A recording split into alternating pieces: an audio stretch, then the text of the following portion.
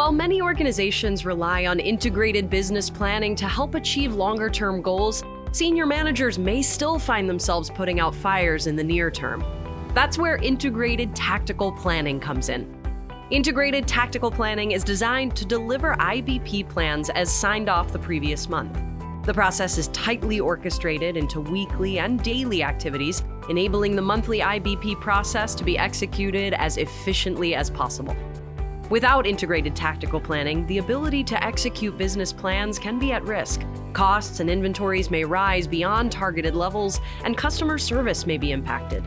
Without a formal and effective ITP process, executive teams get distracted with tactical versus strategic issues. This is not where we want leaders to spend the bulk of their time.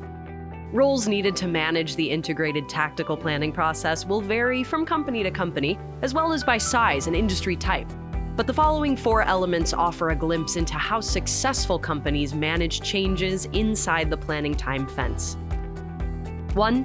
Understanding demand and controlling demand generation levers, overseen by the demand manager/controller. 2. Understanding and controlling supply and monitoring supplier capabilities and costs, overseen by the supply planner/scheduler. 3. Managing incoming orders and managing customer expectations, overseen by customer service/order entry. 4. Managing changes to the product portfolio and supporting plans, overseen by the product planning manager. If your IBP process isn't delivering results, it may be lacking tactical integration.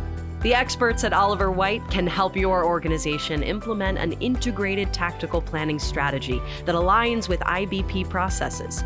We have over a half-a-century history of delivering business improvements to some of the best-known organizations across the globe. Contact us today at oliverwhite.com to learn how we can help your company maximize performance.